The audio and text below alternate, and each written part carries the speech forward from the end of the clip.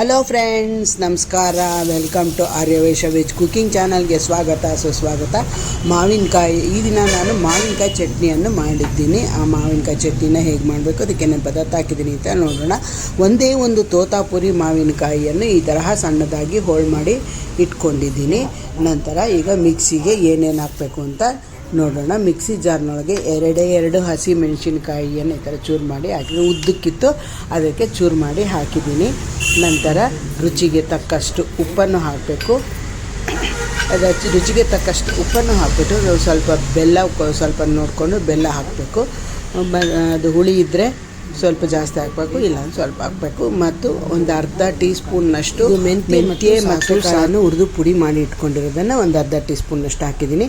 ನಂತರ ಒಂದು ಸ್ವಲ್ಪ ಇಂಗು ಹಾಕೋಣ. ಇಂಗುನ ಗಟ್ಟಿ ಇಂಗು ಹಾಕಿಬಿಟ್ಟು ನಂತರ ಮಾವಿನಕಾಯಿಯನ್ನು ಚೂರು ಮಾಡಿ ಇಟ್ಕೊಂಡಿರುವಂಥ ಒಂದು ದೊಡ್ಡದಾದ ಮಾವಿನಕಾಯಿನ ಚೂರು ಮಾಡಿ ಇಟ್ಕೊಂಡಿದ್ದೀನಿ, ಅದನ್ನು ಕೂಡ ಹಾಕ್ತಾಯಿದ್ದೀನಿ. ಅದನ್ನು ಹಾಕಿಬಿಟ್ಟು ಮಿಕ್ಸಿಗೆ ಹಾಕ್ಕೊಂಡು ಬರೋಣ.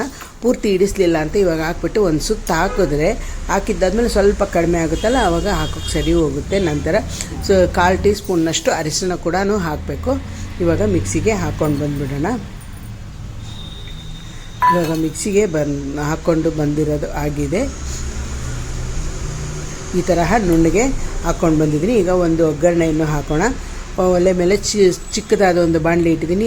ಸ್ವಲ್ಪ ಎಣ್ಣೆ ಮತ್ತು ಸಾಸಿವೆ ಕಾಳು ಪಟ್ಪಟ ಅಂತ ಸಿಡಿದಿದ್ದಾದಮೇಲೆ ನಂತರ ಅದಕ್ಕೆ ಕರಿಬೇವಿನ ಸೊಪ್ಪನ್ನು ಹಾಕೋಣ. ಸ್ವಲ್ಪ ಇಂಗು ಕೂಡ ಹಾಕ್ತಾಯಿದ್ದೀನಿ. ಇಂಗು ಹಾಕಿಬಿಟ್ಟು ಒಗ್ಗರಣೆಯನ್ನು ಈ ಮಾವಿನಕಾಯಿ ಚಟ್ನಿ ರುಬ್ಬಿರುವಂತಹ ಮಾವಿನಕಾಯಿ ಚಟ್ನಿಗೆ ಹಾಕೋಣ. ಇದನ್ನು ಒಂದು ಬಟ್ಲಿಗೆ ಹಾಕಬೇಕು. ಇದು ನುಂಡಿಗೆ ರುಬ್ಬಿರೋದಾಗಿದೆಯಲ್ಲ, ಇದನ್ನು ಒಂದು ಬಟ್ಲಿಗೆ ಹಾಕಿಬಿಟ್ಟು ಈ ಒಗ್ಗರಣೆಯನ್ನು ಇದಕ್ಕೆ ಹಾಕಿದ್ರೆ ಮಾವಿನಕಾಯಿ ಚಟ್ನಿ ತುಂಬ ರುಚಿಕರವಾದ, ತುಂಬಾ ಸುಲಭವಾದ ಮಾವಿನಕಾಯಿ ಚಟ್ನಿ ರೆಡಿ. ಮತ್ತು ಇದು ರೊಟ್ಟಿ, ದೋಸೆ, ಚಪಾತಿ, ಬಿಸಿ ಬಿಸಿ ಅನ್ನಕ್ಕೆ ಕೂಡ ಮಾಡ್ಕೊಂಡು ತಿಂದರೆ ತುಂಬಾ ಚೆನ್ನಾಗಿರುತ್ತೆ.